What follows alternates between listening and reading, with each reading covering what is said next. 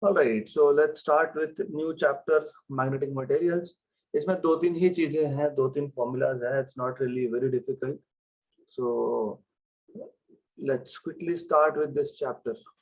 Question number 2. The length of a magnetized steel wire is L and the magnetic moment is M. It is bent into the shape of capital L with two sides, with two equal sides. The magnetic moment will now be. तो ऐसा है कि हमारे पास एक wire है जिसका length L है, इसको हमने बेंड कर दिया in the shape of L. इसको बेंड करके हमने L शेप बना दिया और ये जो L शेप हमने बनाया है, इसके जो दो पार्ट्स है, those two parts are equal in length. Okay, तो the magnetic moment now will be, so if you know magnetized steel wire, matlab it will have two poles, it will have north pole, it will have south pole. तो जब आप इसको bend करोगे तो north पोल और south pole तो change नहीं होंगे, they will remain as it is. And if you remember, pole strength into length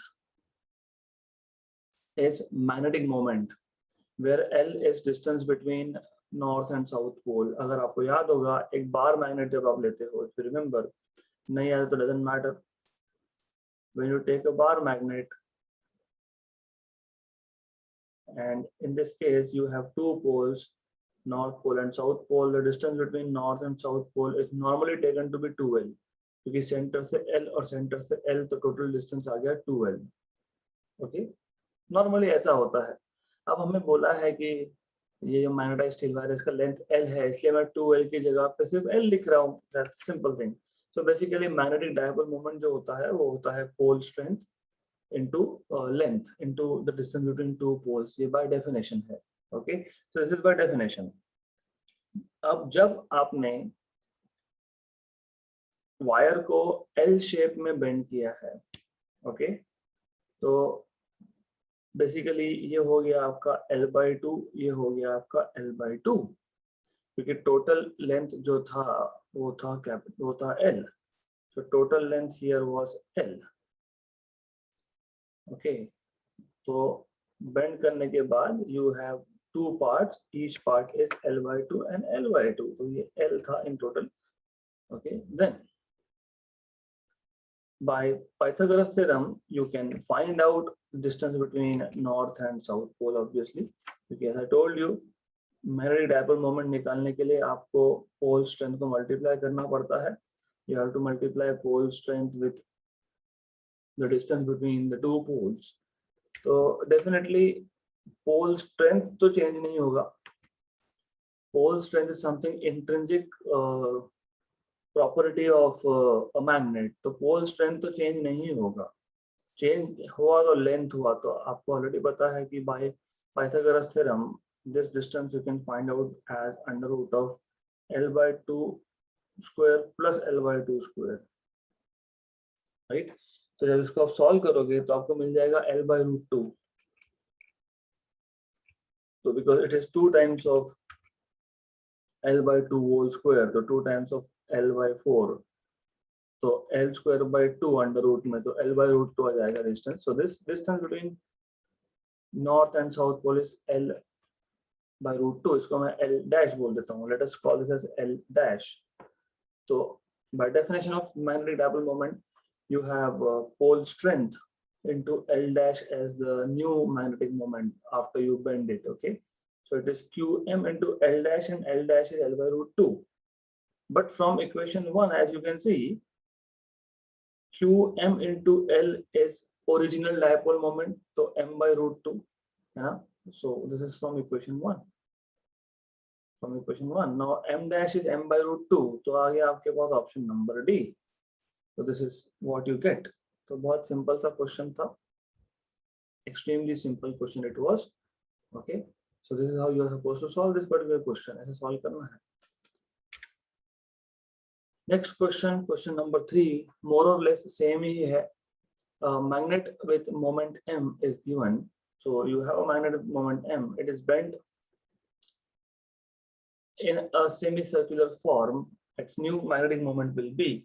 तो more or less same he question है आपके पास। एक मैग्नेट है, ओके, मैग्नेटिक मोमेंट m है।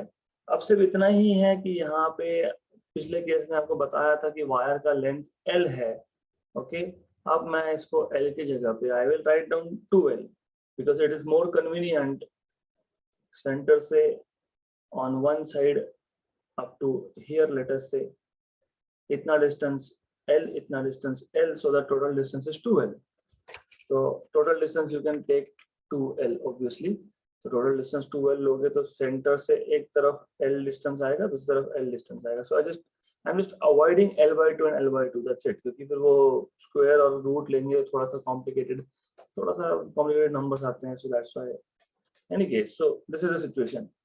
अभी आप क्या कर रहे हो, इसको आप बेंड कर रहे हो in the form of semi circle. So you are bending it like this. तो ये नॉर्थ पोल, ये south pole, alright.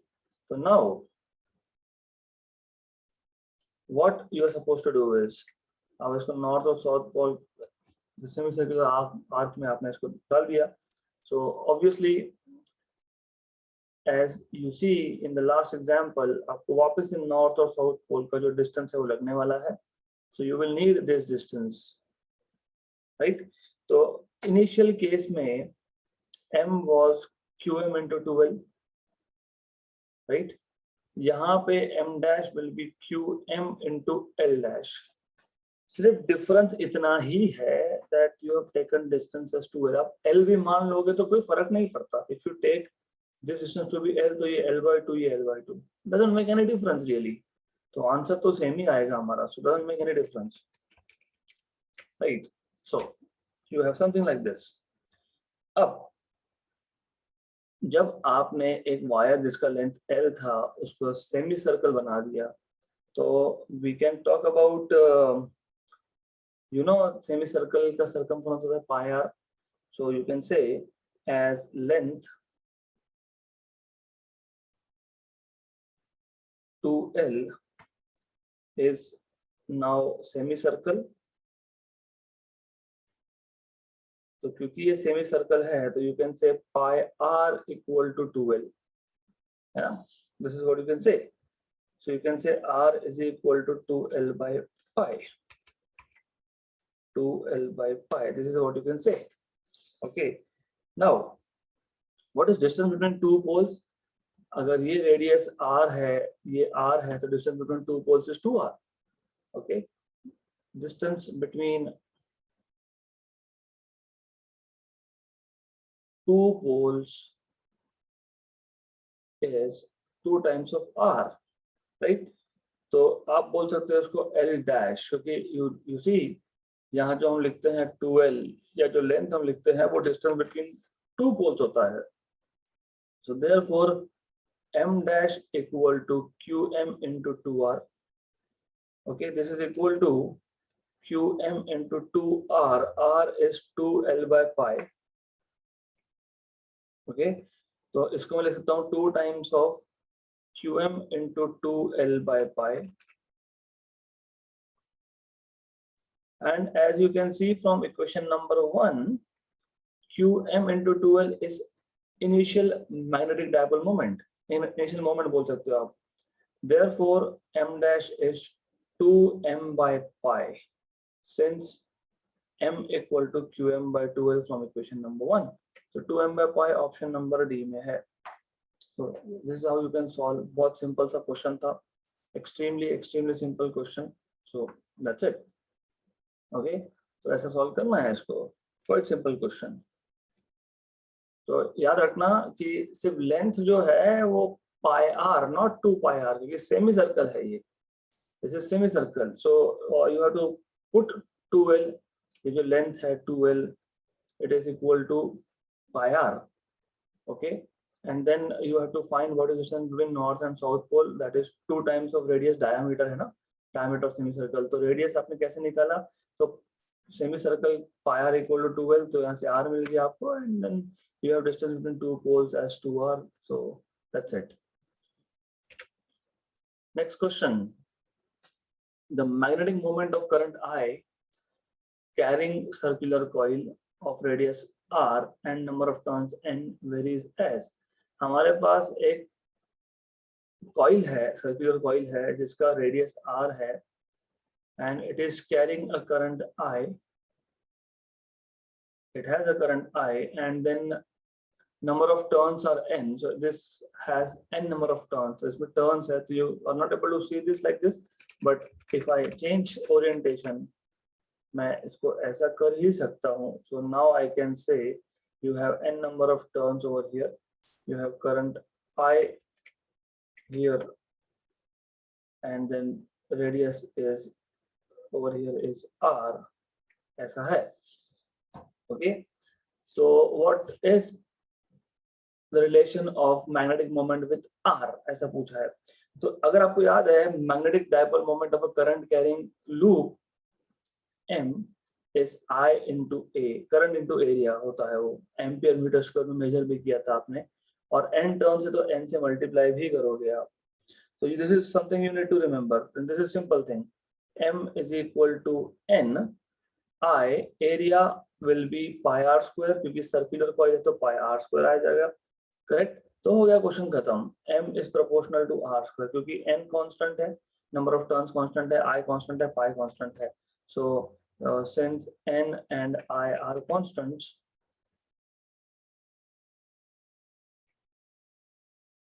you will have M as proportional to r square. तो सिंपल सा क्वेश्चन था, option number D. extremely simple question.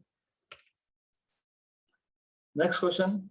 A closely wound solenoid of 800 turns and area of cross section 2.5 into 10 power minus 4 meter square carries a current of 3 ampere. What is its associated magnetic moment? So you have a solenoid.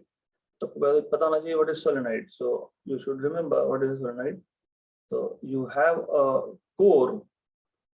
आपके पास एक core होता है और उसके ऊपर आप binding करते हो. So you have a core.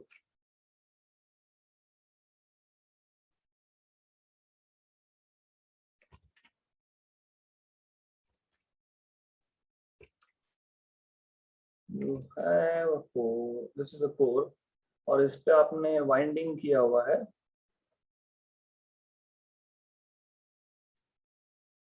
Something like this. Okay, so you have put winding onto it.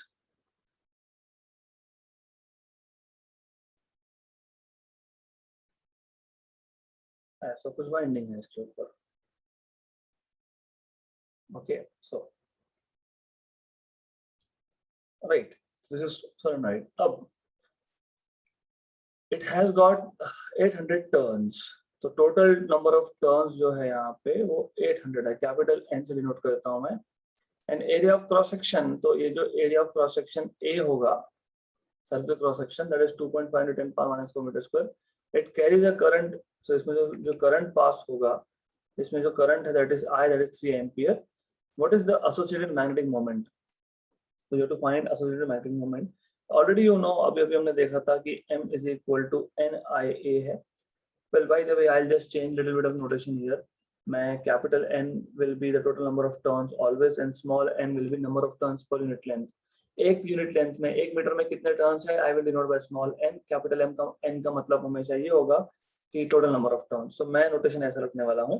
In any case, so you have total number of turns 800, which is 8 into 10 power 2. Current is 3, and area of cross section, area of this circular coil is basically 2.5 into 10 power minus 4. तो ये हो गया आपका 2.5 into 8, 20 into 3, 60 into 10 power minus 6, मतलब 6 into 10 power minus 5. Okay, so this is how you can have. अच्छा, not 6 basically.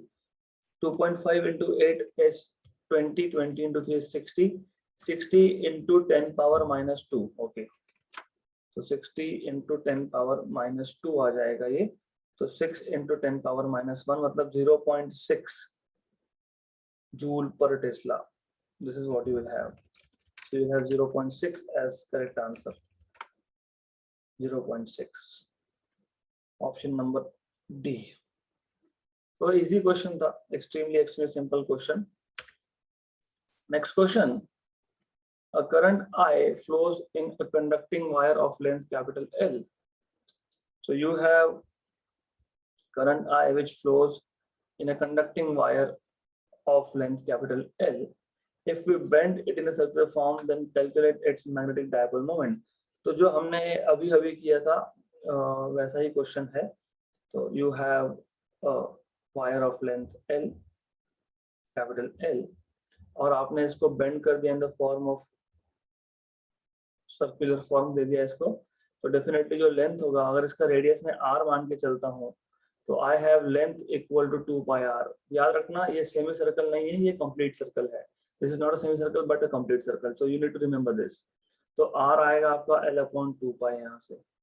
और आपको पूछा है what is magnetic dipole moment. तो obviously as I told you, magnetic dipole moment is I into A.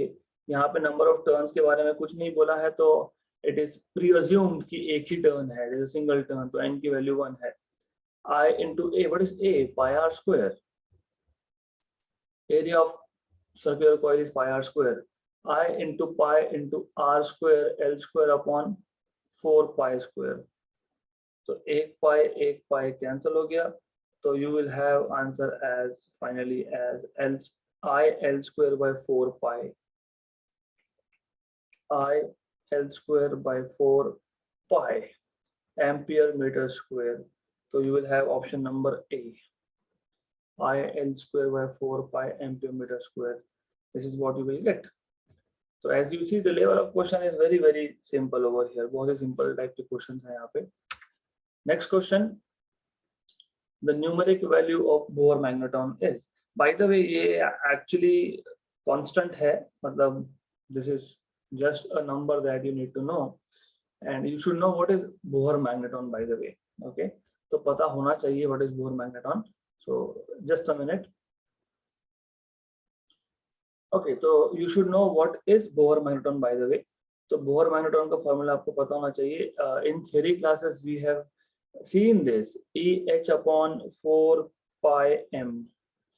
तो ये कहाँ से आया? तो हमने क्या किया था, हमने एक इलेक्ट्रॉन लिया था which was revolving around nucleus, and that revolving electron acts as a current carrying loop. तो उस derivation से हमने we have brought this ratio, and this ratio EH upon 4 pi me is called as Bohr magneton. तो पहले तो पता होना चाहिए कि this is Bohr magneton. EH upon 4 pi me is Bohr magneton. Sometimes in some books ऐसा लिखते हैं EH cross upon 2 me. तो H cross होता है, basically you should know this, H upon 2 pi. तो बहुत सारे बुक्स में EH cross upon 2 me लिखेंगे, H cross is H upon 2 pi. तो you don't have to get confused, ये दोनों सेम ही है. I can definitely write down this as EH2 into 2 pi into me लिख ही सकता हूँ मैं. तो H upon 2 pi को H cross बोल दिया, तो EH cross upon 2 me. तो Bohr magneton you can either write in terms of H or you can write in terms of H cross. तो मैं तो H के टर्म में ही लिखने वाला हूँ, but sometimes in exam you may see this kind of thing, so I'll just keep it for you over here, but हम इसका यूज नहीं करने वाले. It is just for your information कि H cross क्या होता है, right? So this is Bohr magneton. What I'll do is I'll just keep it over here, and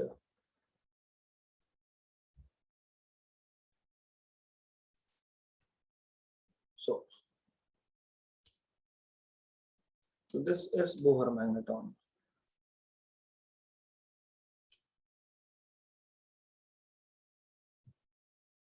Bohr magneton is given by. So you have this as Bohr magneton. Okay. अब इसमें हमको E की value, H की value, 4 पाई की value और M की value डालनी पड़ेगी. तो E की वैल्यू है 1.6 into 10 power minus 19. H की वैल्यू को पता है 6.62 into 10 power minus 34 upon 4 pi. और M की मास ऑफ इलेक्ट्रॉन की वैल्यू आपको पता होनी चाहिए It is 9.1 into 10 power minus 31 if I'm not wrong. So in kilogram, of course. So you have to put all this and then calculate. After you do required calculation, you will get roughly. अभी ये 1 आ गया, ये 0.4 आ गया, 0.4 और नीचे पाई है 1/पाई 0.318. सब solve करने के बाद, मैं सॉल्व नहीं कर रहा हूँ, यू शुड नो दिस. वैसे बोर मैग्नेट्रॉन की वैल्यू कांस्टेंट ही होती है, 9.27 into 10 power minus 24 आता है ये in terms of ampere meter square. So this is the value of Bohr magnetron. है क्या कहीं पे? Yes, option number B. So this is a constant value basically. तो आपको ये याद रखनी पड़ेगी. You can just keep this value in mind. That's it. Next question. Question number 9. A particle of charge q and mass m moves in a circular orbit of radius r with angular speed omega. The ratio of magnitude of its magnetic moment to that of its angular momentum is. तो आपके पास एक particle है जिसका charge q है, has a charge q and has a mass m, and it is revolving in a circular orbit of radius r. Okay, तो ऐसा है. So if you remember, any revolving charge behaves as if it is a current carrying loop. तो अगर आपको याद होगा, इसका magnetic moment होता है I into A. सेम है, current into area. Okay, how do you define current? You define current as charge per unit time. Time capital T लिख रहा हूं, मतलब एक चक्कर लगाने के लिए how much time is required to complete one revolution. तो करंट को मैंने लिखा है चार्ज अपॉन टाइम पीरियड, और एक चक्कर में in one revolution area will be pi r square. Okay, right. तो उस पर भी आएंगे हम लोग, but you need to know this कि how do you relate things.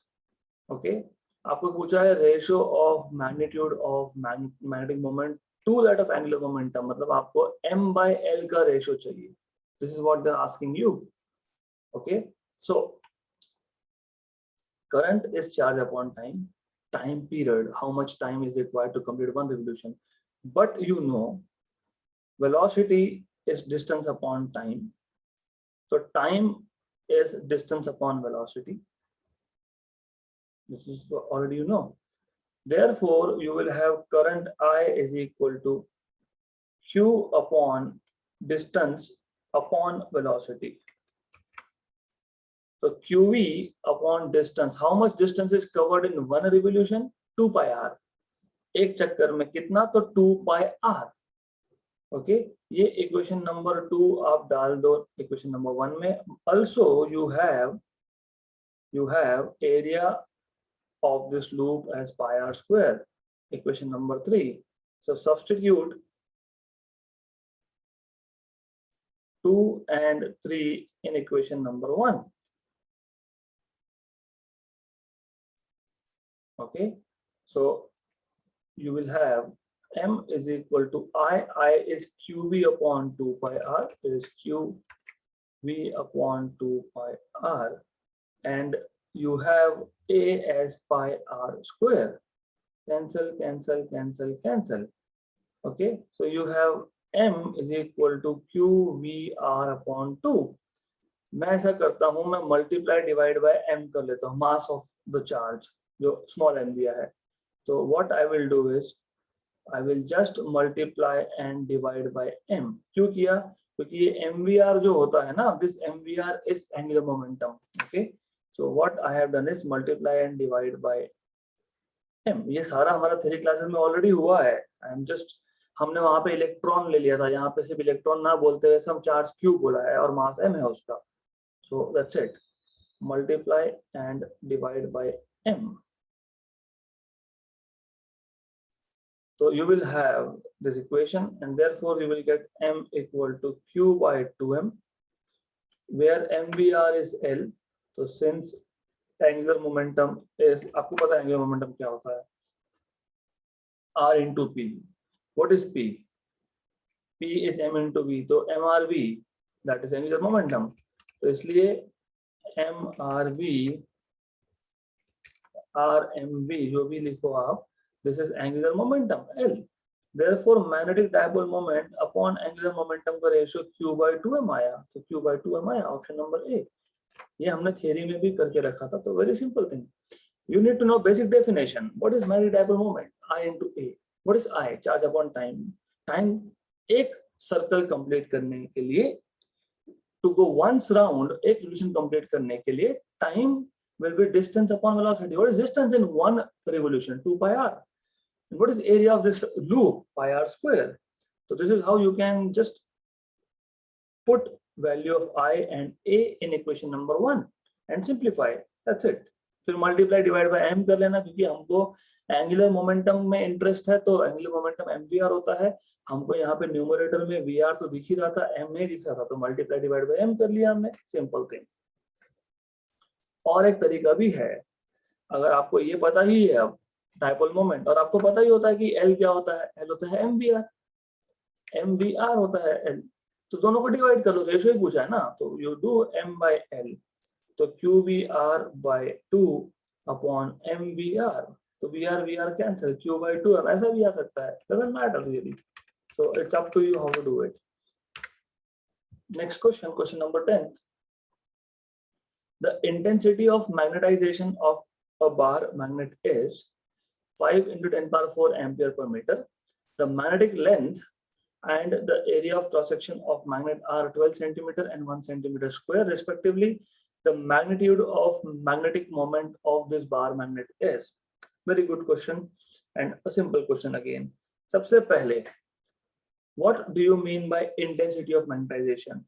आपको याद होगा आपने मैग्नेटाइजेशन ऐसा एक पैरामीटर डिफाइन किया था, mz बोलते हैं बहुत सारे बुक्स में, किसी बुक्स में I भी बोलते हैं, magnetic dipole moment per unit volume. तो इसके लिए आपको थोड़ा सा बेसिक पता होना चाहिए मैग्नेटिज्म का, आपको पता होना चाहिए कि फेरोमैग्नेटिज्म, पैरामैग्नेटिज्म, ये सारे कॉन्सेप्ट्स क्या है, यू शुड नो दिस। तो going little bit into details, एक मटेरियल मैग्नेटिक इन नेचर क्यों हो सकता है, क्योंकि ultimately that material is made up of atoms और molecules, and atoms and molecules are made up of electrons revolving around a nucleus. So whenever charge, you have a charge which is in motion, charges in motion, as you have seen in previous chapter, magnetic effects of electric current या फिर magnetic fields due to electric current, any moving charge will produce magnetic field. तो अब ऐसा था कि हमारे पास कोई भी एटम हो, सिंगल एटम की बात कर रहा हूं मैं, उसमें electrons are revolving and this electrons will act as current carrying loop and whenever there is current there is magnetic field. Okay, अब ये बात अलग है कि डायामैग्नेटिक मटेरियल्स में you have cancellation of magnetic moment, क्योंकि इलेक्ट्रॉन नंबर 1, इलेक्ट्रॉन नंबर 2, एक का मैग्नेटिक मोमेंट ऊपर की डायरेक्शन में, दूसरे का नीचे की डायरेक्शन में, equal and opposite cancellation, zero. As atom के पास ही मैग्नेटिक डाइपोल मोमेंट नहीं है। तो जब पेयर्ड इलेक्ट्रॉन्स होते हैं, मतलब इवन नंबर ऑफ इलेक्ट्रॉन्स होते हैं, इवन नंबर ऑफ इलेक्ट्रॉन्स, तो diamagnetic materials are those materials which have even number of electrons, paired electrons, unpaired electron नहीं है वहां पे, तो electrons themselves cancel out magnetic moment. तो atom does not have a magnetic moment. Okay, तो atom के पास magnetic moment है ही नहीं। तो जब मैं एक bulk material लेता हूं, if I take a bulk material, तो bulk material will be made up of this small atoms. तो how much magnetic moment is there per unit volume is intensity of magnetization, या फिर in simple magnetization, how much magnetic moment per unit volume is there per unit volume, एक metre cube में कितना magnetic moment है। Obviously diamagnetic material के case में zero है, right, zero, right, in absence of external electric field. हमने external electric field रखा नहीं है यहाँ पे, लेकिन there are some materials like paramagnetic materials होते हैं, फेरोमैग्नेटिक मटेरियल्स होते हैं, ओके, जिनके पास फेरोमैग्नेटिक के पास तो होता ही है definitely. Ferromagnetic materials are those materials which have intrinsic by its very own nature magnetic moment होता है, कैंसिलेशन नहीं होता है वहां पे। पैरामैग्नेटिक में भी कैंसिलेशन हो जाता है। Those details I will go into it later. जब जरूरत होगा तब मैं वापस बताऊंगा कि what are paramagnetic materials, what are diamagnetic materials, what are ferromagnetic materials. But in general अभी इतना समझना जरूरी है कि magnetic dipole moment per unit volume उसको मैग्नेटाइजेशन बोलते हैं हम लोग, राइट। और इन absence of external magnetic field, मैंने अगर बाहर से मैग्नेटिक फील्ड नहीं लगाया है तो डायामैग्नेटिक के पास कोई मैग्नेटिक मोमेंट नहीं होगा क्योंकि कैंसिलेशन है। पैरामैग्नेटिक के पास भी कोई मैग्नेटिक नहीं हो मोमेंट नहीं होगा क्योंकि कैंसिलेशन हो जाता है। That details I will go into it later. सिर्फ फेरोमैग्नेट के पास होता है, that's something you need to know by now, but in any case you should know what is magnetization या फिर intensity of magnetization, that is m by v, what how much is the magnetic moment per unit volume, right. अब ये value आपको दी है 5 × 10⁴ ampere per metre, okay. आप बोलोगे ampere per metre कहाँ से है, नीचे तो वॉल्यूम है, राइट, पर ऊपर क्या है, ऊपर मैग्नेटिक डायपोल मोमेंट है। मैग्नेटिक डायपोल मोमेंट आप किस में मेजर करते हो, एम्पियर मीटर स्क्वायर में मेजर करते हो। इफ यू रिमेंबर, अभी अभी हमने एग्जांपल सॉल्व किया, I × A, current into area, तो ampere metre square upon volume is metre cube, तो एम्पियर पर मीटर आ गया क्या, यस। तो magnetisation is ampere per metre, this is something you should know, right. तो magnetic length, अभी what is magnetic length मैं बता देता हूँ, you should already know this, पता भी है, मैंने बताया भी है। जब आपके पास एक बार मैग्नेट होता है तो north pole and south pole are slightly inside, okay. तो एक्चुअल जो लेंथ है, ज्योमेट्रिक लेंथ जो है, that is something different, and जो मैग्नेटिक लेंथ है that is the length distance between north and south pole. तो मैग्नेटिक लेंथ जो होता है ना, that is distance between north and south pole, और geometric length is always greater than magnetic length, ये बताना चाहिए। So they are telling you magnetic length, मतलब यहाँ से L, यहाँ से L, टोटल 2L, तो टोटल 2L इज 12 सेंटीमीटर, ऐसा बोल रहे हैं। तो L is 6 centimetre by the way, and area of cross section of magnet is, A की वैल्यू 1 सेंटीमीटर स्क्वायर दिया है, 1 सेंटीमीटर स्क्वायर दिया है आपको, correct. The magnitude of magnetic moment of this bar magnet is, इस bar magnet का magnetic moment कितना है आपको ये पूछा है। सिंपल, वेरी सिंपल थिंग, कैसे, यू सी बार मैग्नेट है, तो if you know that bar magnet है, तो बार मैग्नेट कैसा दिखता है इन रियलिटी। तो bar magnet you will see is basically a rod, something like this. तो ऐसा रॉड आता है बार मैग्नेट।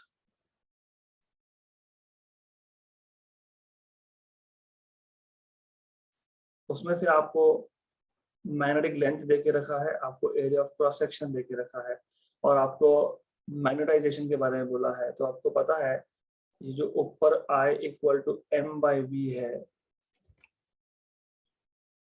यहाँ से आपको मिल जाएगा m = I × v, where v is volume and not velocity, it is volume, तो मिल जाएगा आपको। एंड I की वैल्यू दी है, वॉल्यूम, वॉल्यूम कैसे निकालते हो आप, how do you find out volume, volume is nothing but length into area, A × total length. तो ये चीज भूलना नहीं, you have to be careful while solving such questions, क्योंकि यहाँ पे normally you may end up making mistakes, so that is why you need to be little careful over here। तो ये जब आप वॉल्यूम की बात करते हो तो you have to take 2L and not L into A, and you have magnetic dipole moment as this, and I की वैल्यू आपके पास है 5 × 10⁴, and 2L is 12 सेंटीमीटर, उसको मीटर में कन्वर्ट कर लो, and area of cross section is 1 centimetre square, मतलब 10⁻⁴ metre square, ऐसा भी कर लो आप।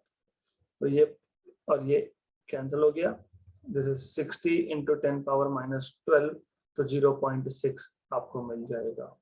तो 0.6 option number A is the correct option, correct answer. तो this is how you can solve this particular question. Okay, तो ऐसा सॉल्व करना है, इट्स क्वाइट सिंपल टास्क। तो बहुत ही सिंपल क्वेश्चन था ये। Next question, the magnetic moment produced in a substance of 1 gram is, तो m आपको दिया है 6 × 10⁻⁷ एम्पीयर पर मीटर स्क्वायर। मास आपको दिया है 1 ग्राम, 1 gram is 10⁻³ kilogram. If its density is, density आपको दिया हुआ है 5 ग्राम पर सेंटीमीटर क्यूब। इसको किलोग्राम में कैसे कन्वर्ट करोगे, gram, so 5 gram upon centimetre cube. 1 gram is 10⁻³ kilogram upon centimetre cube, 1 centimetre is 10⁻² metre इसका क्यूब। तो ये आपको मिल जाएगा 5 × 10⁻³ × 10⁻⁶ किलोग्राम पर मीटर क्यूब। -6 ऊपर जाके +6 हो जाएगा, तो +6 यहाँ पे आ जाएगा। तो ये आ जाएगा 5000 किलोग्राम पर मीटर क्यूब। तो डेंसिटी है आपके पास। आपको पता है कि डेंसिटी क्या होता है, मास पर यूनिट वॉल्यूम होता है। दिस इज स्मॉल m, मास पर यूनिट वॉल्यूम होता है ना। तो आपको यहाँ से वॉल्यूम मिल जाएगा, volume will be mass upon density. Mass आपके पास है 10⁻³ kg अपॉन डेंसिटी है 5 × 10⁻³ 5000 है ना। तो ये आपके पास आ जाएगा 10⁻⁶ अपॉन 5, 1/5 इज 0.2, तो 0.2 × 10⁻⁶ मीटर क्यूब, मतलब 2 × 10⁻⁷ मीटर क्यूब का वॉल्यूम है आपके पास। तो you have this much of volume. Okay, so at least you should know how to find out volume. Okay, इतना वॉल्यूम है। क्यों कर रहे हैं, क्या फाइंड करना है हमको, इंटेंसिटी ऑफ मैग्नेटाइजेशन, मतलब I, that is magnetic dipole moment per unit volume. What is m is 6 × 10⁻⁷ दिया है वो, अपॉन वॉल्यूम कितना आया आपका 2 × 10⁻⁷। कैंसल 1 and 3, तो you have answer as 3, option number B. This is how you are supposed to solve this particular question. ऐसा solve करना है इसको। तो बहुत बेसिक चीजें हैं, quite simple thing.